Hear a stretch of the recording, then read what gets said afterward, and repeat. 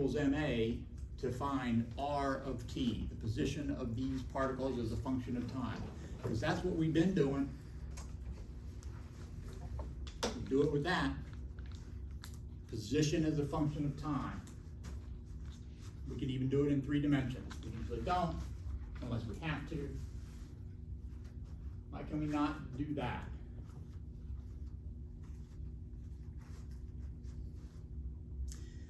Because of the uncertainty principle.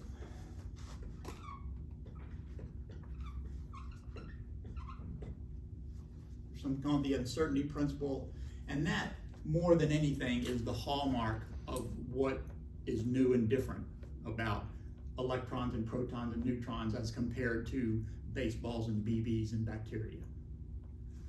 That uncertainty principle. I don't want to get too deeply into it, but the gist is that we've been talking a lot about scattering. I'm going to talk about that in a bit to motivate why this won't work, and it'll be about our scattering, so you kind of already know it. Well, that's instead of though having a nucleus, right, rhodium with a alpha particle coming at it. Let's have 2 electrons coming at each other. We're going to find out that this becomes a problem when the particles are identical. Because what this does is make identical particles indistinguishable. So, I have 2 electrons. I got 1 electron over here going that way, an identical electron over here going that way. At the moment, those 2 electrons are distinguishable, are they not? How can I distinguish those 2 electrons? They're going in different directions. That's one of them. What else? And there are different points in the space. Yeah, one's over there and one's over there, right? I don't have any problem distinguishing those at the moment. Problem is they're going to get within a certain range of each other. Now, I'm not going to get into that too deeply, but there will be a certain range at which the uncertainty principle starts to take over. Right now, delta X is really, really big, so I can say that they're going opposite each other. And I can say this one's right over here and this one's right over here, because they're really far apart compared to this uncertainty. So I'm not really uncertain. But when they come in here, then one of them comes out that way, and one of them comes out that way.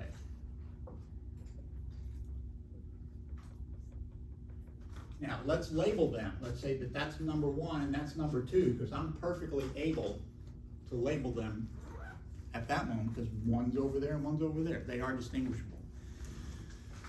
They're going to interact here. What force will they use to interact? Electrons. The electric force, right? Electrostatic force. Maybe some magnetism, but that's always weak. First step is always electrostatics. That's the first one, and if that doesn't work, then you roll up your sleeves. Now, tell me this. Did those 2 particles go this way and this way? That's number 1. Or did they go this way and this way?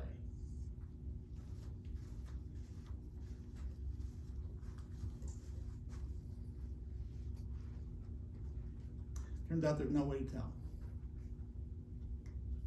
And if I assume that I can't tell and do quantum mechanics that way, my calculations fit my data. If I try to assume that I can, if I use some other model that lets me do that, it doesn't fit the data. If you care, this is not on the class, it's not on the test. There's an incredibly brilliant paper by John Bell, I think, talking about Bell's theorem. And the mathematics of it is so straightforward and so elegant and so almost inscrutable that I just love it. It's so subtle, no calculus. But it gets at the idea that if you can tell, your model is wrong. And it has to do with this uncertainty principle. If I know it's going that way, I can't know whether it goes to the left or the right of the other one. So if it goes to the right, it's right, then it goes up that way. If it goes to its left, it comes down here. If I know that it goes to the left, I don't know where it is. That uncertainty means I don't know what its path is, and that's exactly what this is. This is a trajectory. This is your path as a function of time. I know exactly where you are at every time. The uncertainty principle says, this is an example, but the uncertainty principle says, generally speaking, that you can't have a trajectory.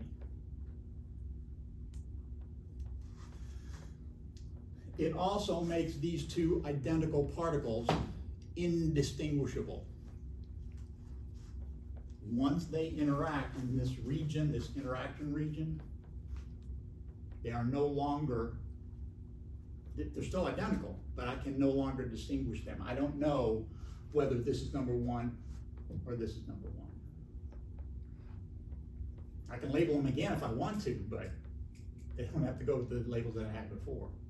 So we're going to think about the idea of mixing these states. I won't do a lot of that, but the idea is you write, to do this experiment, you have to write both of these. You have to assume mathematically that it does both of those.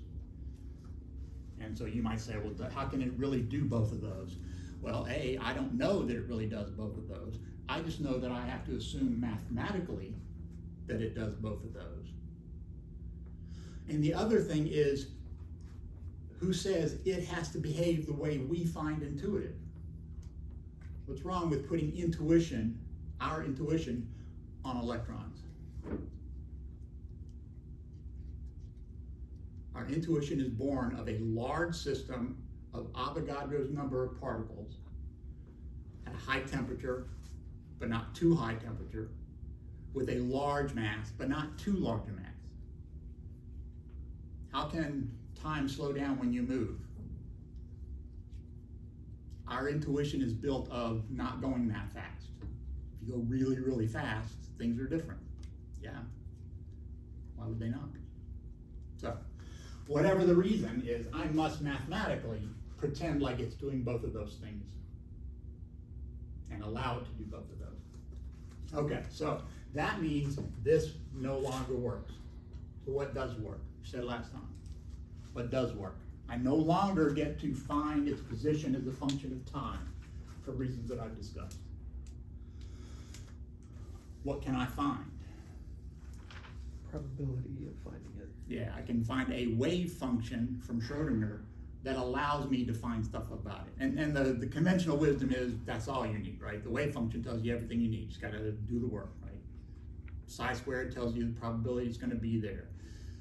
Tells you the mean momentum. You can find the momentum by taking a derivative. You can find the kinetic energy by taking two derivatives, and so on and so forth, right? Whatever you need to know, it's in there. At least that's the conventional wisdom of quantum mechanics. All you gotta do is find that wave equation. One thing we've talked about is that when you have a particle, there's the sun, there's the earth, orbiting that, I can talk about different energetic orbitals. And the energy of that really has to do with how far it is. If you're close in, you're down in the well, deep in the bind, you're bound strongly to the sun. If you're way out here, you're not bound as much. Same thing happens when I do Schrodinger's equation, because the radial R part tells me the energy.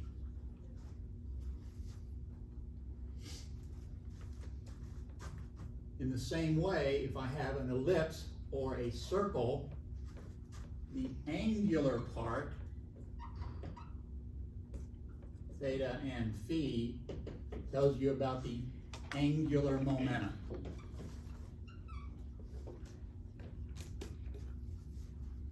And so you can think of the energy as having two parts, this part having two parts, a radial kinetic energy and an increase or decrease in potential energy. That's what this radial part of the wave function is telling you. It's telling you how close you are, right? more deeply bound, not so deeply bound. It's also telling you about radiokinetic energy. In quantum mechanics, it would be the second derivative with respect to r, that coordinate. Everybody okay with that? Just how close or far? I'm not going any deeper than that. We probably need to talk about what theta and phi are, but generally, if the wave function depends on angle, then you now have some angular momentum, and that's going to be relevant at least to a point. We're going to do some numerology where all we got to do is count stuff and keep track of numbers, right? So it's not going to be that deep. We're definitely not going to be solving any partial differential equations. But I did ask you to look at something about angular theta phi angular momentum. Did I not? And what did I ask?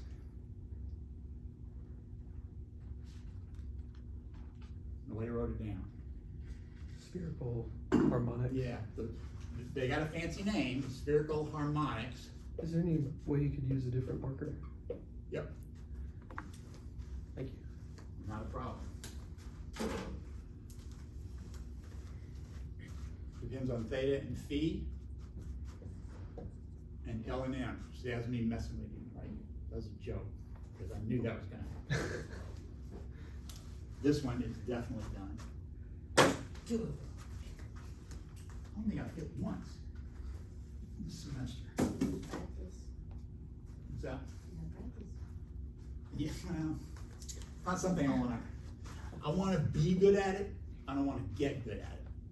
It's like I want to be good at playing guitar, but I don't want to get good at playing guitar. So you okay with this? Or you want me to type that, write that over? That's fine. Okay, so capital Y, pretty standard. Depends on theta and phi. We need to talk about those. And it depends on two integers, L and M. The way to think about L is it is the orbital angular momentum. And I talked about that a little bit, and I'll talk about it some more. M is take that vector angular momentum and project it onto the z-axis. So it's called the magnetic quantum number because I don't know if you know, but in physics, magnetic fields always point in the z direction. Just a rule. So you have a total L. That's the magnitude of the total angular momentum vector, and you have a component of that vector along the z-axis. So I know the total vector, and I know one component of the vector. The uncertainty principle won't let me know the others. If I wanted to, I could find the x component. Turns out mathematically that's nasty, so nobody does it. But you could find any one of the other components if you want to. But whichever one you pick, you can't know the other two. The uncertainty principle won't let you do that. Okay, we need to talk about theta and phi, just briefly. Again, we're not going to be doing a lot of stuff with that, but you do need to know trig functions and what theta and phi represent. So, who knows what theta and phi represent? Anybody? Okay, so think about spherical coordinates. So the first coordinate is r. How far are you from the center? So here's the proton. How far is the electron from the center? And if you're a meter, r is always a meter.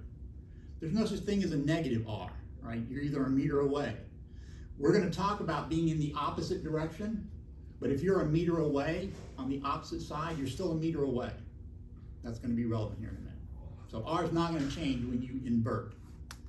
But the thetas and the phis are going to change. So we've got to figure out what the thetas and the phis are. I'm going to try to draw a three-dimensional figure right there. And I'm drawing a three-dimensional figure on a two-dimensional board. So everybody understands this burden that I'm under. And it's not just, you as well. Let's see. So here's my, that's not even better.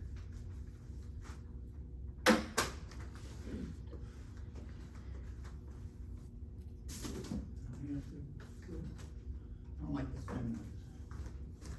Can I try this one yet?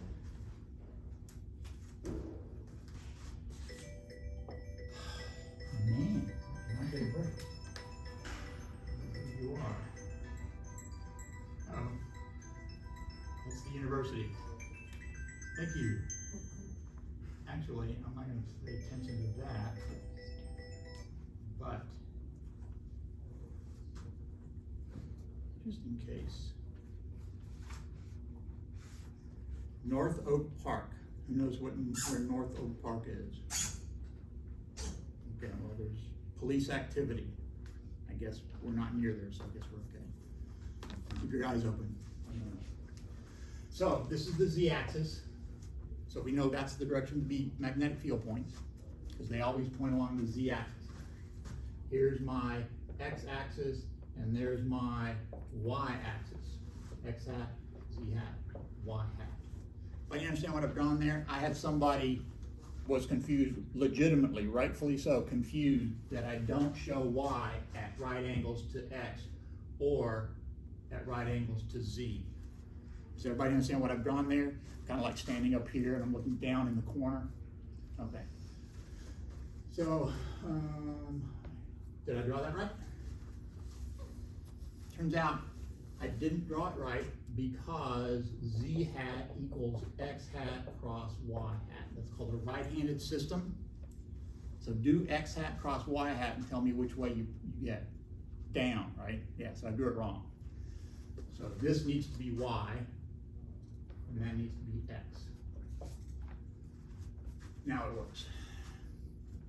So here's a point in this front octant, right? Does it work now? So here's a point that's up out here someplace. How far is it? It's this far. So our vector is that vector from the origin to that point, and it has magnitude r. So when I say our vector, I'm going to tell that position in Cartesian coordinates. X hat plus y, y hat plus z, z hat. Everybody okay with what I've written there? A lot of x's, a lot of y's, a lot of z's. You know the difference between the x's and the y's and the z's? Okay, make sure you can. Make sure you can articulate what's going on there. I could also write that as r hat.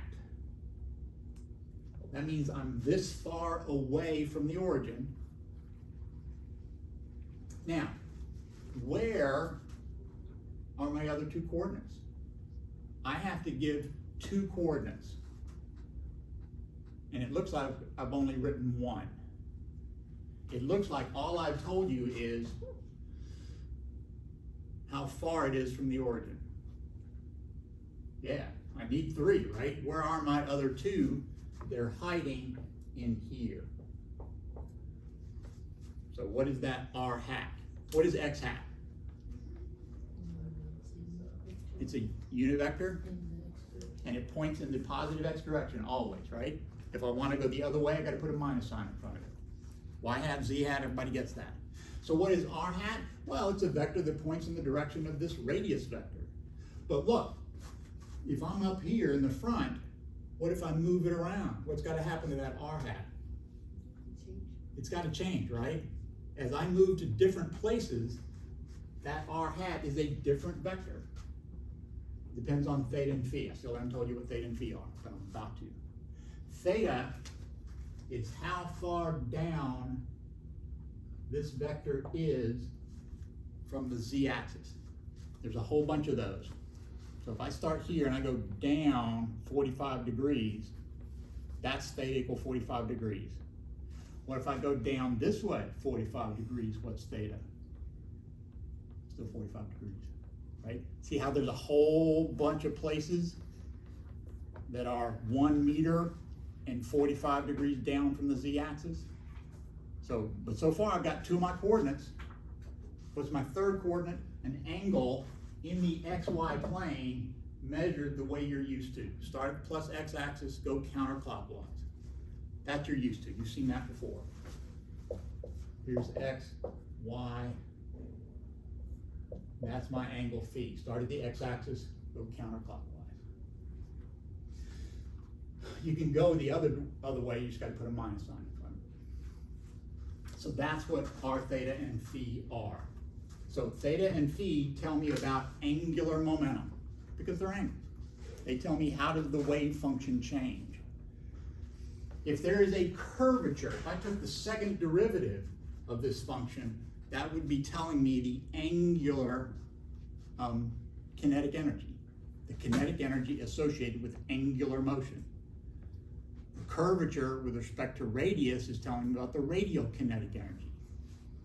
Everybody know why I'm bringing up the word curvature when I talk about kinetic energy? Better remember that the first derivative of the wave function is the momentum.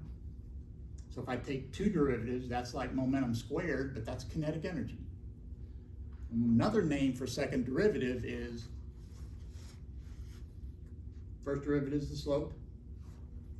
Second derivative is curvature or concavity, right? Usually you only care if it's positive or negative. But now we care about the magnitude, because something that's really, we're gonna put our neutrons in a box. We're gonna put them in a box. And it's gonna look like that. But right now, if I'm stuck in that box, my wave function's gotta be that big. Everybody okay with that? Particles in the box. That means the wave function's gotta be in the box. It can't be outside.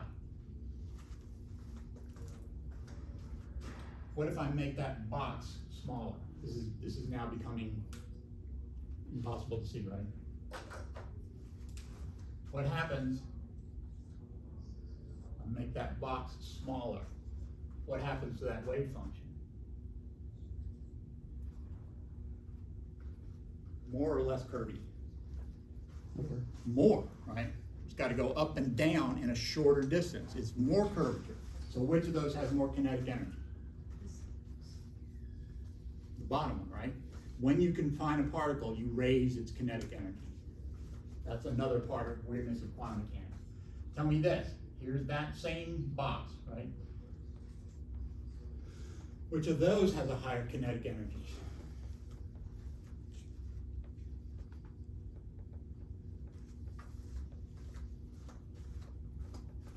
Of those two, not the one below. This one's got to go up and down. This one's got to go up and pass and down and back. So it's got more kinetic energy. More curvature, more curvy, more kinetic energy. This has more kinetic energy. How could I get more kinetic energy than that? I don't know. Got to curve more, right? And that's how you can look at a wave function and say, boom, more kinetic energy. Same way, if I plot it as a function of these angles, it's got more kinetic energy associated with the rotation, but we call that angular momentum. All right, so.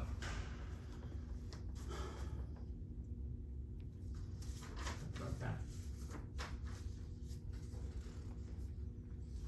Now, while that's up there, we're going to talk about the parity of a wave function. I'm going to change that a little bit. That's close to the potential we're going to use when we do these calculations later. But to get the idea that I want, I'm going to talk about this kind of potential.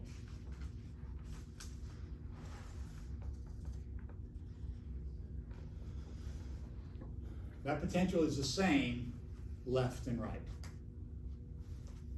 So V of x or U of x, not my fault. I think Schrodinger is the one who said in quantum mechanics we use V for potential. I don't know where it came from, but it's pretty common. Virtually everywhere else, U is potential energy. Either way,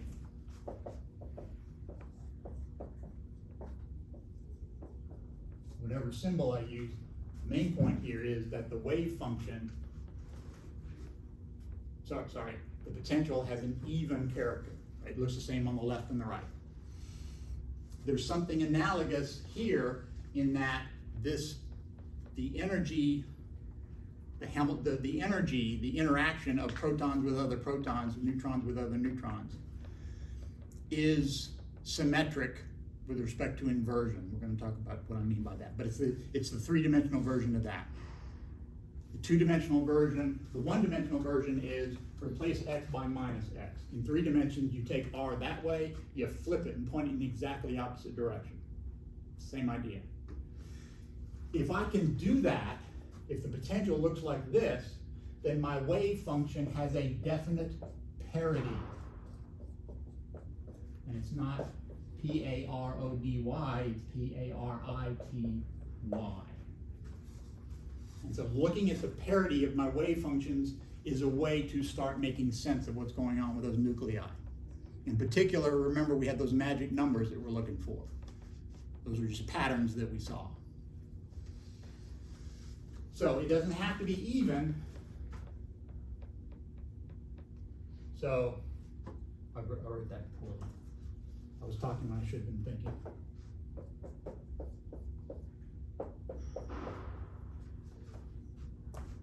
If the potential is even, the wave function has a definite parity.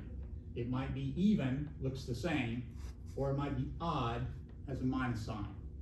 But it can't be anything else than that. The Schrodinger's equation requires that that be true. And so looking at the parity of these wave functions is going to be important. And the parity is going to be dominated by the angular motion. So let's see if we can figure out why that must be true. If I'm pointing in, if I want to invert this, right? I want this to be, instead of in this first octant up here, in that negative, negative, negative octant right back there, I want to flip it and point in exactly the opposite direction. What changes? Does R change? Can I put in a minus R here? No, I can't, because R is how far I am from the origin. It's not like on one axis where I could be plus direction or minus direction.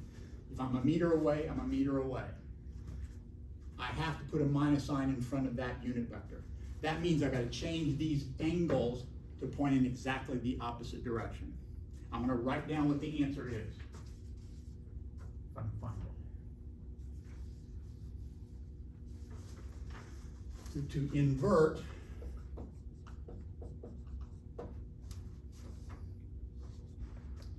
make R vector go to minus R vector. R goes to R. In other words, I am the same distance away. My potential looks the same if I'm a certain distance away from the force center.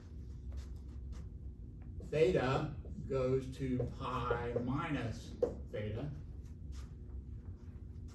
And phi goes to phi plus or minus pi. Can't matter. So let's see if we can figure out if that makes sense. So if I'm 45 degrees down and I want to invert that, where am I going to be? I'm going to be 45 degrees away from the negative z-axis, but that means I'm 135 degrees down. If I'm theta down from the z-axis and I invert that, I'm theta away from the negative z-axis, which means I'm pi minus theta away from the plus z-axis. Go through this. That's a little bit easier because that's just like the xy axis. And just invert that and say, yep, if I either add or subtract pi, I'm okay. I can either go that way or I can go that way, but I have to go 180 degrees. So then what is that telling us? Well, what can we do with that?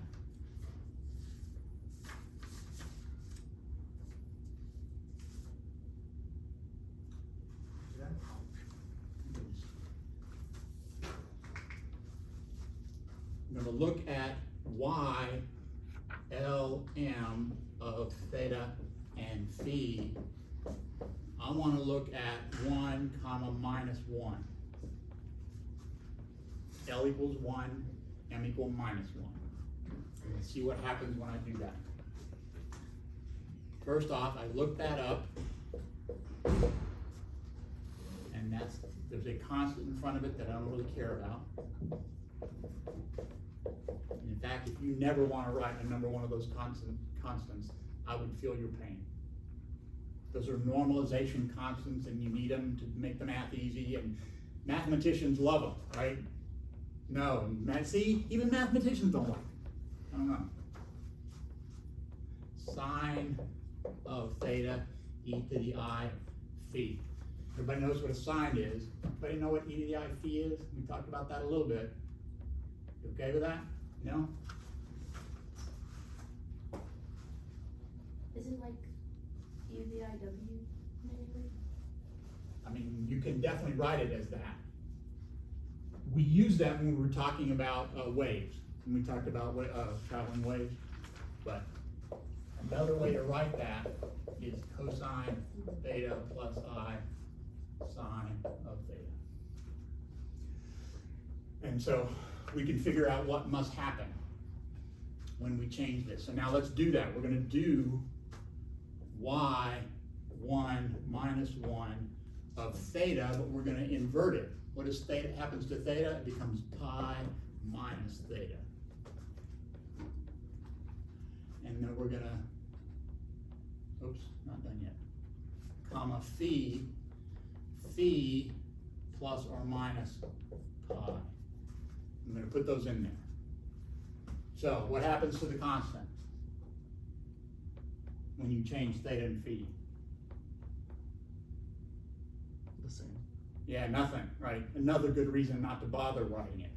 Sine of, instead of theta, I have pi minus theta. E to the I, instead of phi, I have phi plus or minus pi.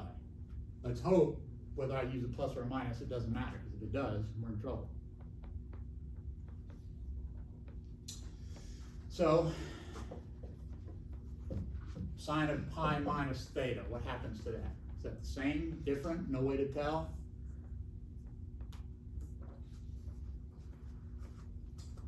Sine is, If that's theta, where's pi minus theta?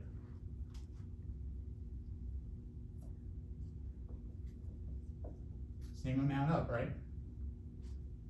So tell me about the vertical component of that. it's the same. Yeah, you ought to be able to show that. Make sure you can show that with basic trig functions, sines and cosines. If you shift them by a certain amount, in particular, this amount right here. So that's going to be the same as sine of theta. This I can write as e to the I phi, and then e to the I plus or minus pi. Well, there's my e to the I. Tell me what happens. Think about it, do it on your, Google it, check, whatever you want to do. Tell me what happens.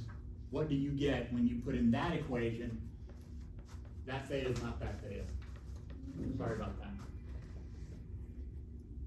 I probably should have called that A or beta or something like that. That's just the argument. So put in pi. Tell me what you get.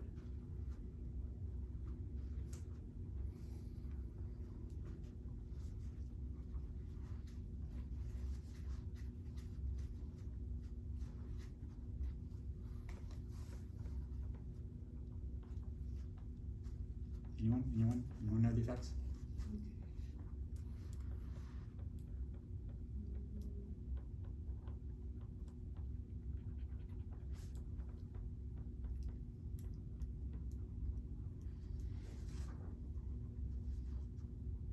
You know what the cosine of pi is? What's cosine of pi? -1. What's the sine of pi? So on the right side, what do you have? Now put in minus pi, what do you get? -1. Yeah, it doesn't matter, does it? Whew, goodness. Doesn't matter. But look what we get. We get exactly what we started with, except we get a minus sign in front of it. It's exactly the same.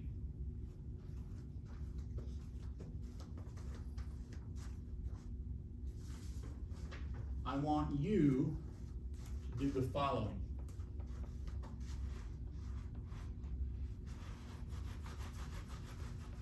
Do exactly the same thing for y1, 0, y2, 0, and y2, -1. Those are just some random ones that I picked. You should be ready to do it for some other ones, right? Just know the pattern. What you're going to find out is that, like here, the first one you're going to get the same thing except with a minus sign in front of it. For the bottom two, you're going to get the same thing with a +1 beside of it. So what we've just figured out is that because of the way these YLMs are set up, because this is a spherically symmetric potential, or we're assuming it is, the radial energy will be set by the radial force, and that's that particle in a box thing that we drew there. The YLMs, the spherical harmonics, dictate that whenever this number is even, you get a +1. Whenever this number is odd, you get a -1. So, just like I drew, because we have a spherically symmetric potential, our wave functions have a definite parity. They're either +1 or -1. Anybody happen to know what kind of orbital it is when L equals 1?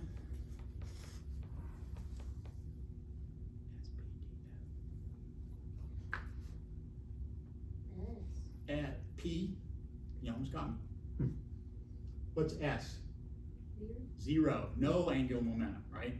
P, D, what would F be? 30. And that's all we're gonna do, right? There's more of them, but.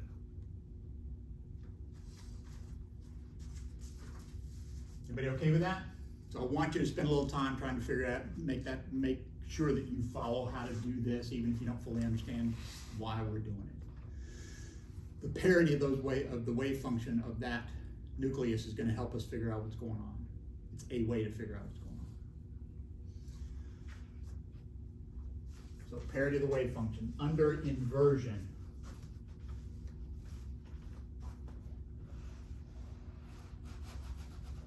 And I guess just to stress, parity, P-A-R-I-T-Y, will be -1 to the L.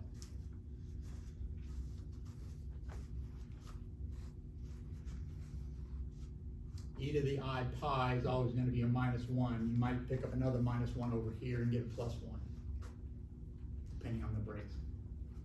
The M generally is not going to be important. So we're going to find out that the L,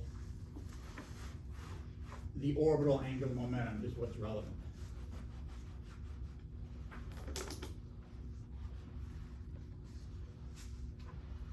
Next, I want to motivate the idea of spin-orbit coupling.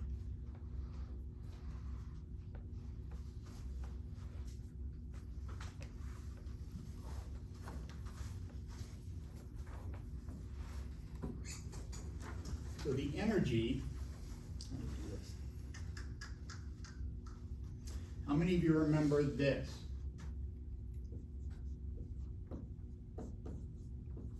Or might have been written as a mu dot v, depends on the book you picked up and studied out of. Look even vaguely familiar. Vaguely.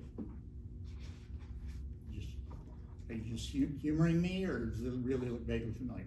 I saw that recently. Okay. Definitely, and you might have seen it, something like it, in 222.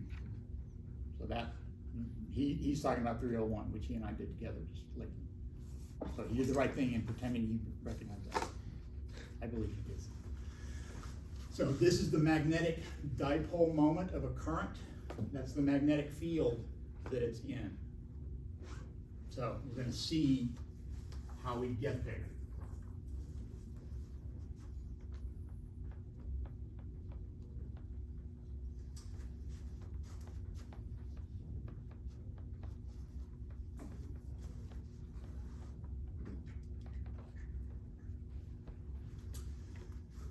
So, let's see.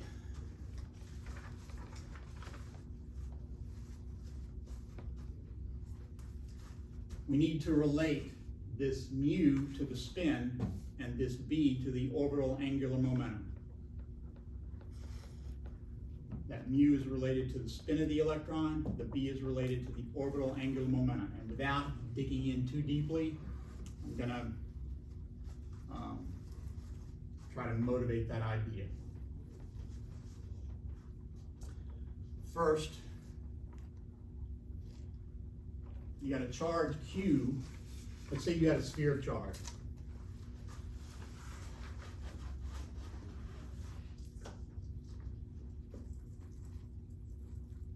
And you make it spin. S, in this case, is h bar over 2 z hat. It's spinning, the angular momentum, the spin angular momentum is up along the z-axis, and it has magnitude h bar over t. That's because it's a fermion. H bar is a number, and it's the unit of angular momentum that you get in quantum mechanics.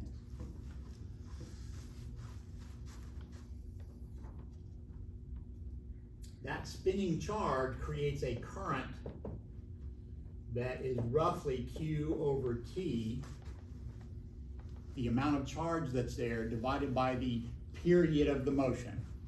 Now there might be a half or a 3/7 or something like that out front that I don't care about. Essentially, how much charge is in there and how long does it take to turn around once? So if I have more charge, I get a bigger current. If it goes around faster, I get a bigger current. Everybody okay with that idea, representing the current of that spinning charge? I can write that as Q times omega over 2 pi, where omega is just the angular velocity, just like you're used to. The magnetic dipole moment, by definition, is the current times the area.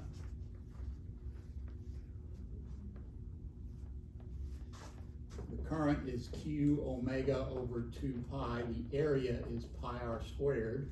That's the area of the loop it's revolving around.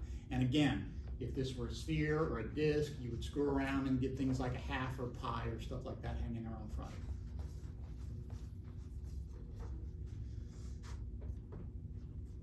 Pi's cancel. I have 1/2 r squared omega q.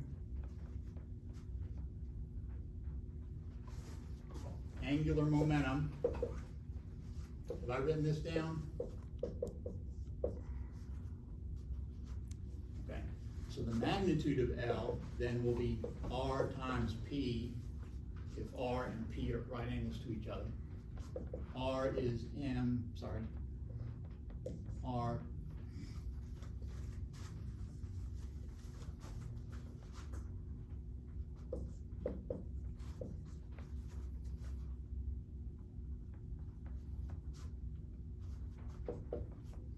V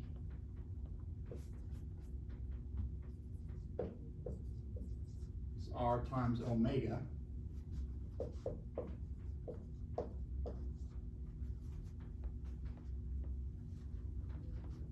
And if it's easier for you to think about this as a point particle going in a circle, do it, because you get to the same result.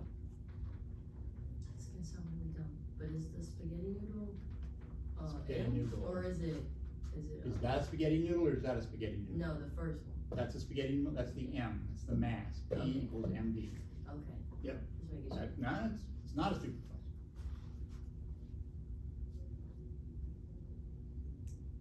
So I have an r squared omega over there, do I not?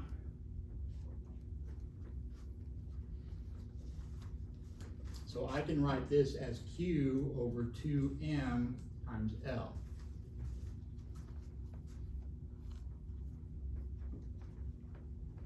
It turns out you can do that for a disk, you get the same result. Do it for a sphere, solid sphere, spherical shell, cylinder, anything you want, pick what you want. You get the same thing. The magnetic dipole moment is always directly proportional to L, and the proportionality constant is Q over 2m. Except in quantum mechanics, for the electron, it's Q over m. It's exactly a factor of 2 bigger. People have spent a lot of time trying to figure out what's going on with that. In fact, it's not even exactly a factor of 2. It's mostly a factor of 2, but ever so slightly different. So it's like the universe just messing with us. But I can write that mu equals Q over 2ms, or Q over ms. The point is, the magnetic dipole moment of my spinning electron is directly proportional to S. So that's the S part. When I replace this mu, I will have an S vector dotted with. Everybody with me so far? Kind of, mostly? You're gonna read some of the stuff and maybe Google some stuff and then maybe come sit in my office. Okay. We're almost home because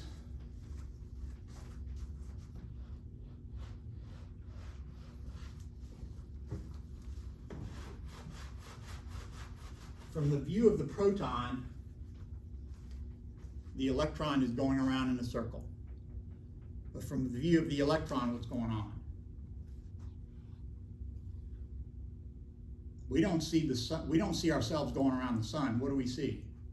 See the sun going around We us. see the sun going around us, right? That's a perfectly reasonable interpretation of what you see. It just doesn't work very well eventually. So electron sitting there seeing this proton going around in circles. You have a charge that's going around in a circle. What does it create? Magnetic field. And it's going to create a magnetic field at the side of the electron. And that's going to depend on how fast it's going. If it's going really slow, that's a small current. It's going to make a small magnetic field.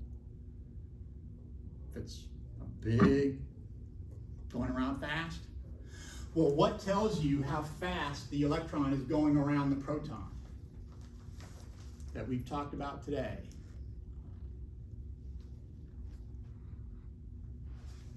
The angular momentum. Yeah, the orbital angular momentum, right? This is the spin angular momentum. This is the electron spinning in place, feeling this magnetic field that this apparently orbiting proton is creating.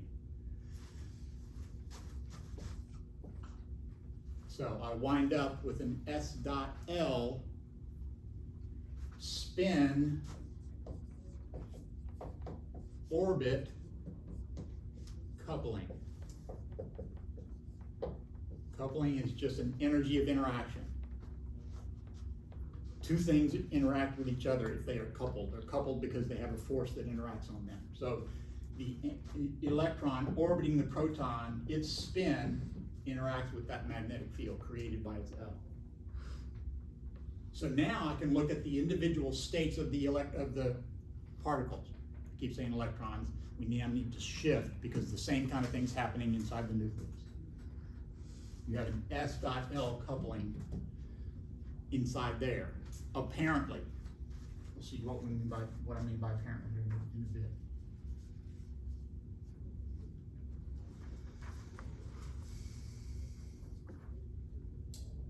So if you look at, I have the page numbers here.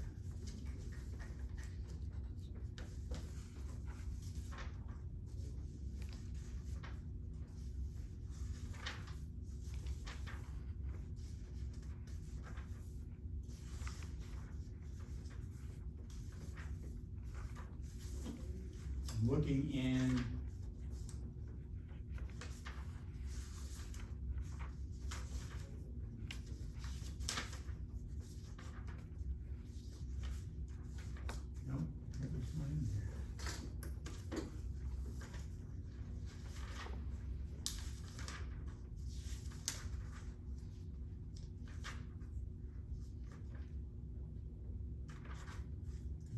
I didn't write the page numbers down because I have the page in my head. I can't get you to look in my head.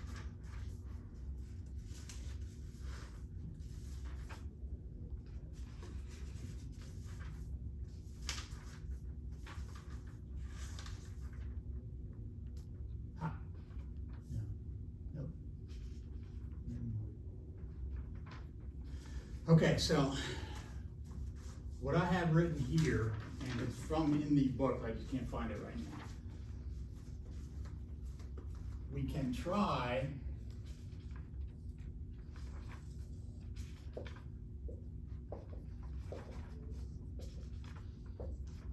what's called an infinite well. You have a well, so inside there's no force, right? Why do I say there's no force in there? First off, I have to tell you what I'm plotting.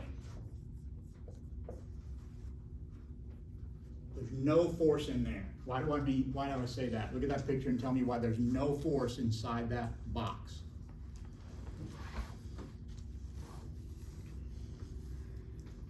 Because the potential has no slope inside the box. Exactly, and no more complicated than that, right? U is constant. You take a derivative of U, you get 0. Remember, U, it's just something, a function whose derivative tells you the force. That's all it is. Not mystical or magical. It doesn't bind the universe together. It's just a function whose derivative gives you the force. Derivative 0, no force. Where is there a derivative in U?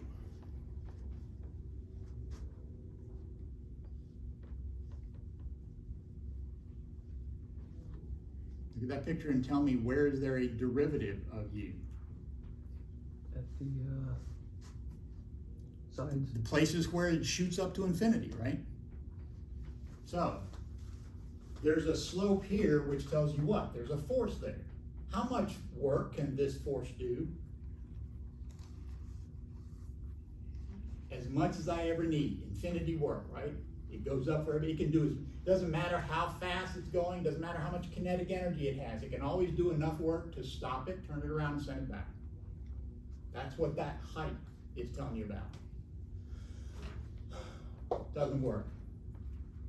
And again, I'll find the reference and I'll send it to you guys. Doesn't work. So, finite well.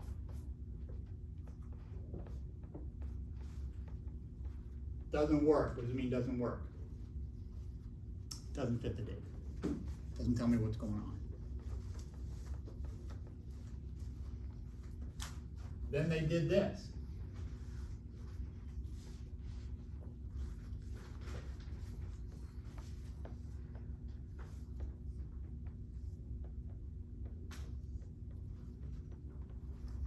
What'd they do there?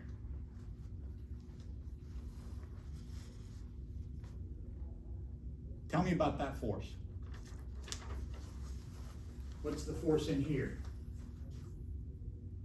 0. Let me go back one. Let's talk about this force.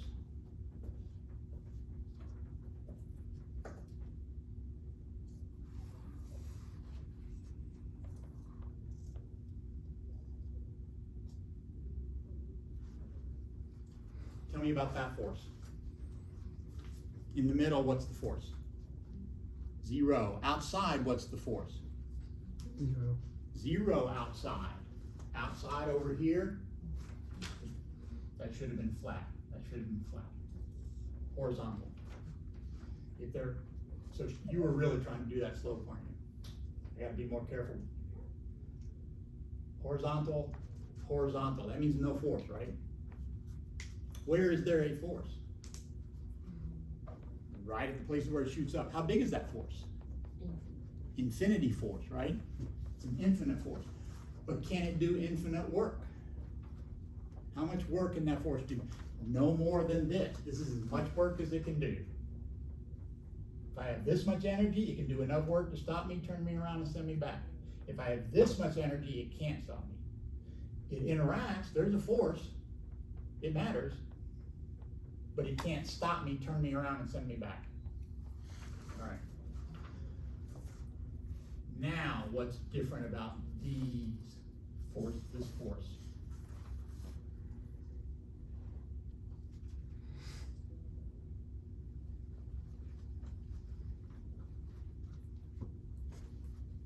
There's spots where you don't have an infinite force. Yep. The force builds to infinity, drops from infinity. I've just smoothed off those sharp edges, right? I've changed how dramatically the force goes to and from infinity. What was I going to say about that? Why might you, what about our data so far says that that might be a good idea? Think back to what we know about those nuclei. In particular, something that's common to all of them, no matter how big they are.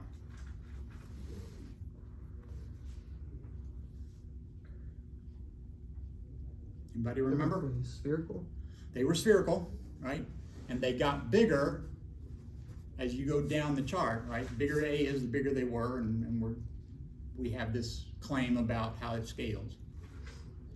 But what was the same for all of them? Were they hard spheres? Like nothing, nothing, nothing, boom, density goes up. What happened? Didn't the density increase slowly? Mm-hmm. There was a skin on all of those, right? And it was pretty much the same thickness no matter what. So you might think that makes sense to do, right? Let's smooth that out. Maybe that'll show up as a thin, you know, these are particles are being pushed back away from the barrier, right? This barrier stops them, but notice here they're being pushed back a little bit. Not stopped over here, but maybe just pushed back a little bit. Maybe that works. Didn't work. But if I take this and add a spin orbit coupling, some sort of force that depends on the angular momentum, then I do a pretty good job.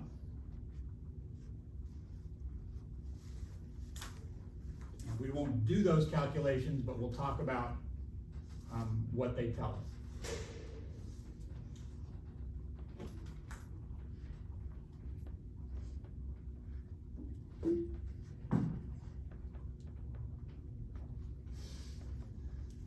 Okay. We're going to have to change this a little bit. That S dot L coupling. As it stands, it is angular momentum related to the orbital, the spin angular momentum related to the orbital angular momentum. But one of the things you find out is that this, if this is going to have any effect, it's got to be really, really strong.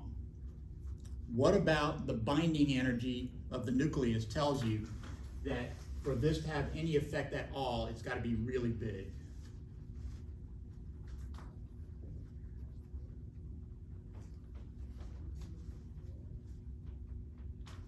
If I were an electron bound in an atom, what would my binding energy be?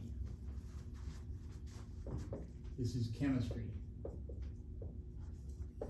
Binding energies are of the order of 1 or 2 electron volts. Who remembers what electron volts are? Get used to those, right? That's what you use in pretty much all of quantum mechanics as your energy scale. Few electron volts.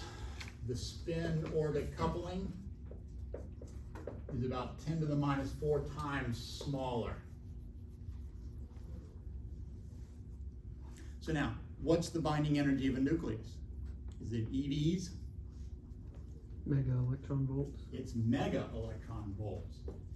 In nuclear physics, the binding energy is of the order of mega electron volts. And if S dot L is still 10 to the minus 4 times smaller, what's the energy?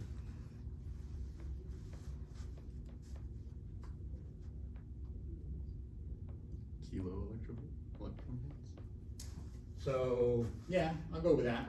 Maybe a fraction of a keV, but up in the kilo electron volts. So look, it's 10 to the 4th, 5, 6, 7. A million times stronger. It's a much stronger interaction. This is an interaction between things that are spinning around each other. It's related to the angular momentum. And it's stronger the bigger the angular momentum is. And so that means it's going to exert a large torque. What do torques do?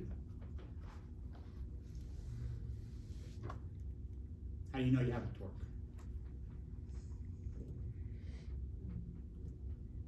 Say it loud, say it proud. Might not be right, but they're your people, right? We're all friends here. They're going to help you because you're going to say something and you're going to think, oh yeah, I got it. I know it has to do with momentum. It does have to do with momentum. What kind of momentum? Angular momentum, right? What does a torque do? It changes angular momentum. So if I've got an internal torque, if I have a torque between this electron and this proton, or between one nucleon and another nucleon, if they're exerting torques on each other, that's going to change the angular momentum. But what's not going to change is the total angular momentum. And we use J for that.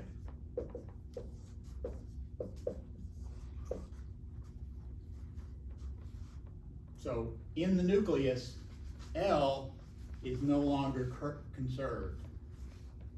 It's not the orbital angular momentum that's conserved, it's the total angular momentum that's conserved.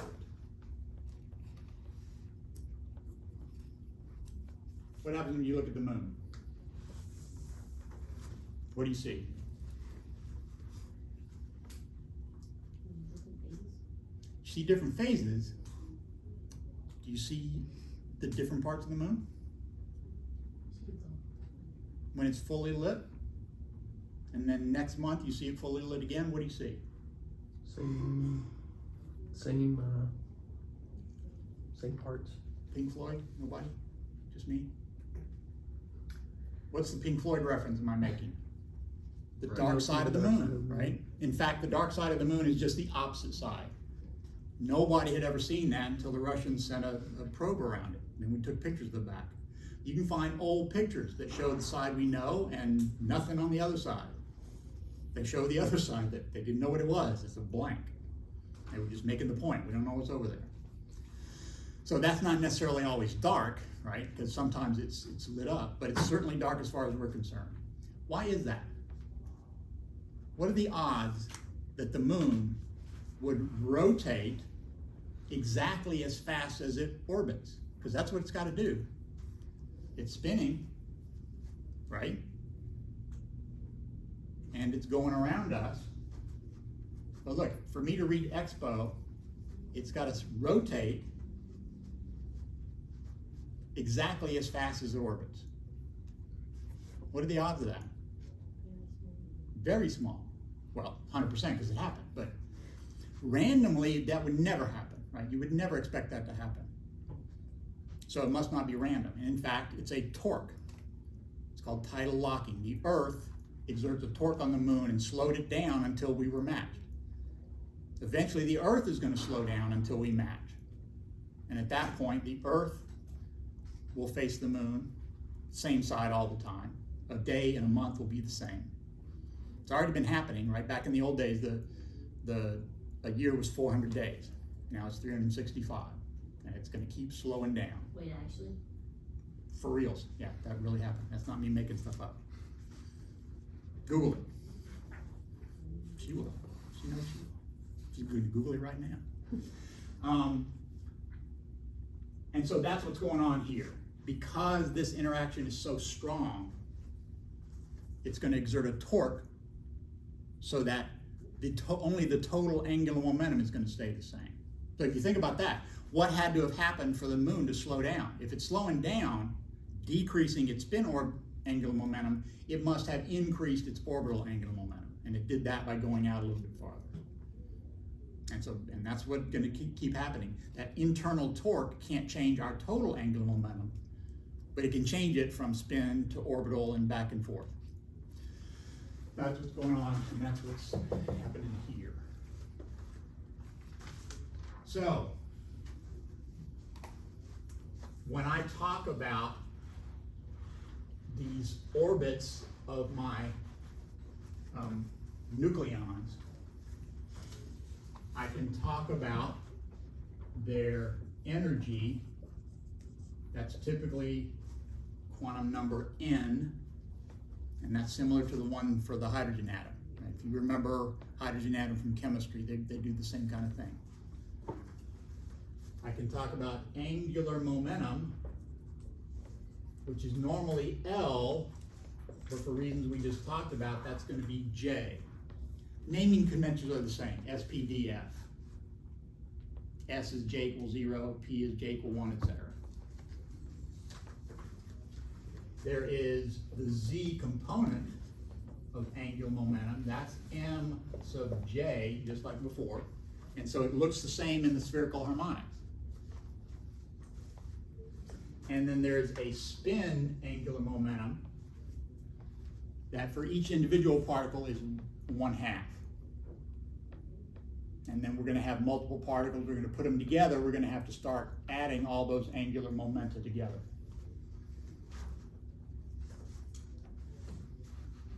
So,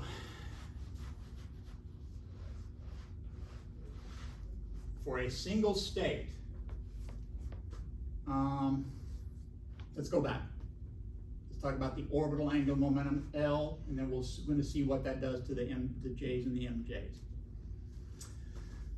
So, that's a capital S and that's a lowercase s. Is that obvious? But that's the symbol that they use for that. So for an S state, what was our how many states could we put? How many electrons could we put in an S state? That's like the heliums as an S state. Talking about the rows, right? Why do we have those rows? 2 of them. Why 2? It sounds to me like you're telling me I can put 2 fermions, electrons are fermions, in the same state. How do I get away with putting in 2? Different spin. Yeah, and that's what I get. What about a P state? So this is 2 times 1. Everybody okay with that? I really only have 1 state, but because I can go spin up or spin down, I actually get 2. Anybody remember what a P state is?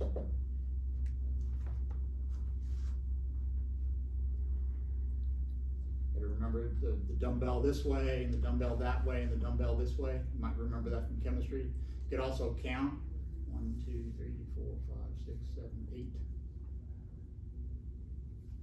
So 2 of those are S states.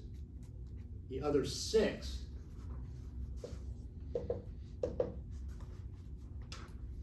it's 2 times 3 of those. 3 times 1. No. 2 times 1 plus 1. D state.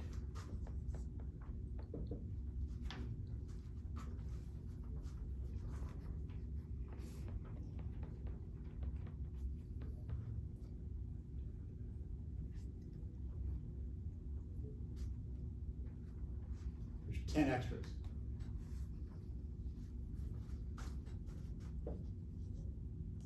Which is 2 times 2 times 2 plus 1. Remember, this is L equals 0. This is L equal 1. This is L equal 2. So when you're in the birth of quantum mechanics and you're playing these numerological games, what do you find out? Just generally speaking, how many states for given orbital angular momentum? How many states do I have?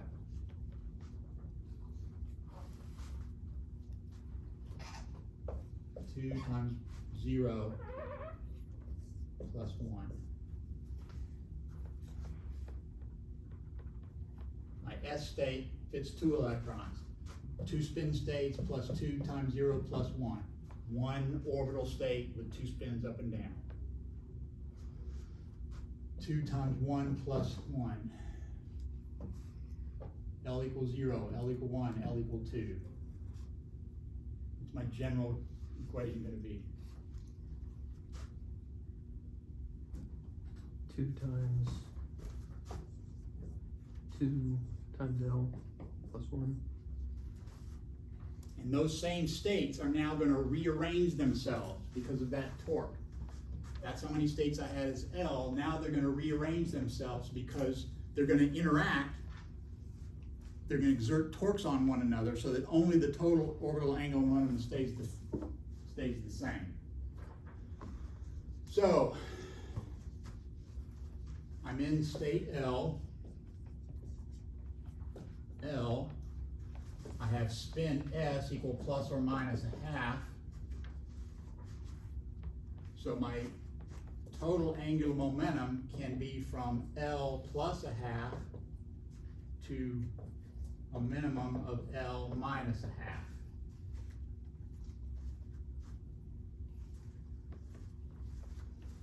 Finish this over there.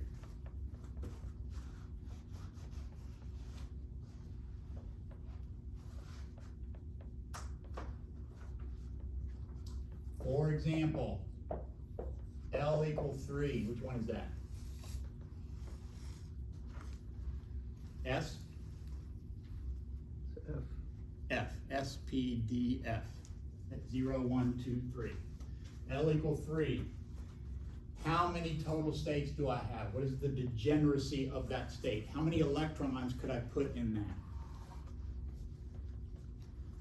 that? L equal 3. What do you got to calculate? 14. 14. So number of electrons is 14. They're going to rearrange themselves into states that go from J equals L plus a half, which is what?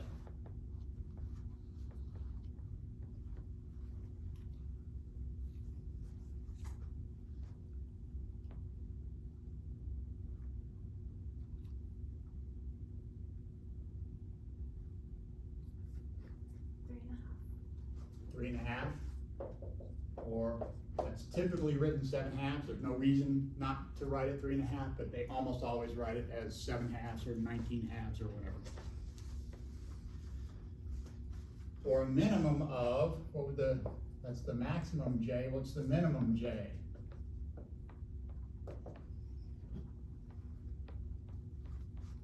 5 halves. 5/2. In the same way that orbital angular momentum states have 2L plus 1 options, remember the spin is already in there, so we're not going to double count the spin. Now it's just total angular momentum, 2 times L plus 1. Now it's going to be 2 times J plus 1. I'll write that here. So, how many electrons can I put in this J max state?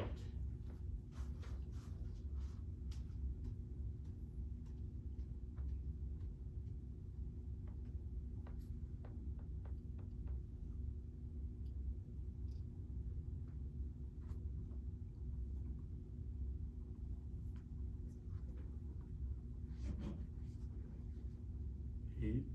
8. And how many can I put in my minimum J state? 4. Or 6, not 4. 6. Total of 14. 14. So the math on this is not so bad so far. It's weird and inscrutable. With the same 14 states that used to be a very specific orbital angular momentum and a very specific spin are now states of very specific total angular momentum. Same 14 states, but they're now interacting with each other so strongly that they have a different energy. And that's where my magic numbers are going to come from. I guess maybe we lost sight. I let you lose sight of where we're headed here. We're still looking for those magic numbers. And this is what's helping us get there. This is a step on the way. So if you look at figure 1518 on page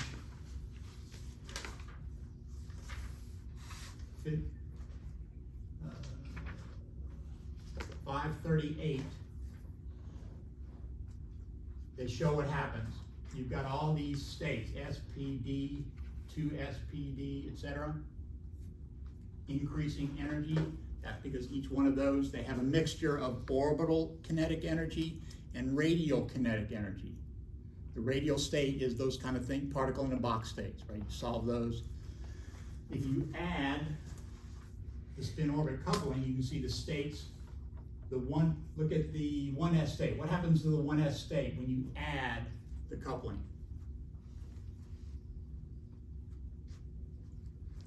She's actually a really nice person, I bet you. Y'all have, anybody bring your textbook with you? I have the online. You have it online? Look over if you wanted to. What happens to the 1s state? Yours looks better than What's mine. this? Mine's just clearer, I guess.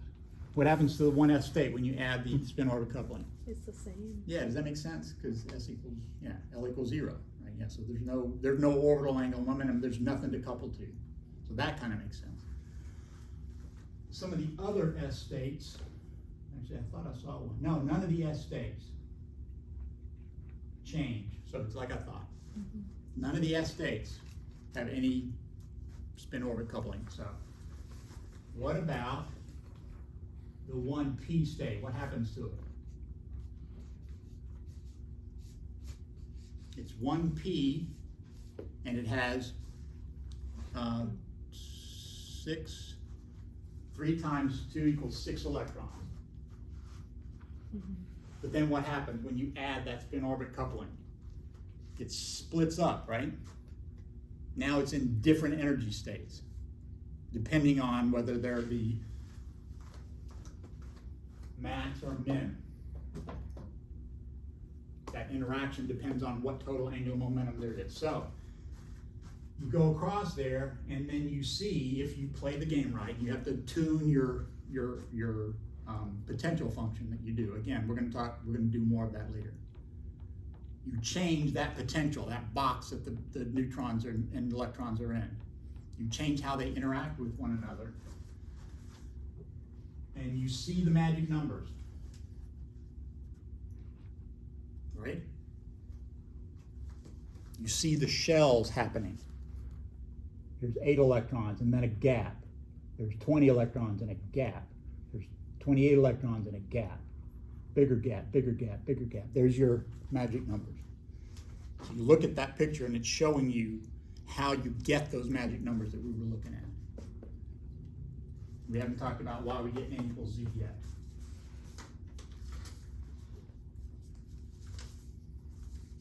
We don't want to talk about that. So we're talking about nucleons, right, not electrons. Yep. I kept going back and forth because I was using electrons to explain the idea, but Okay.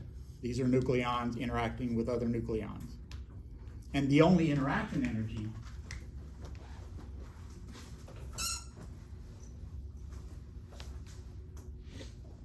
is this.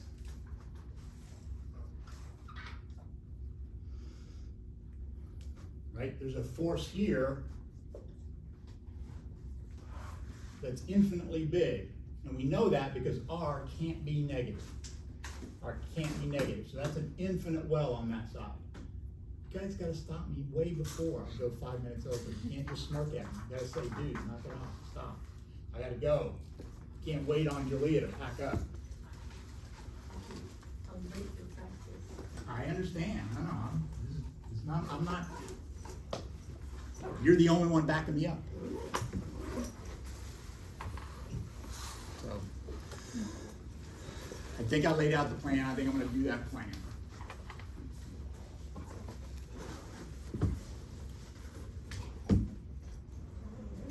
Yeah, any questions about anything? I probably missed talking about this in the first day, but is the project, like the presentation about anything?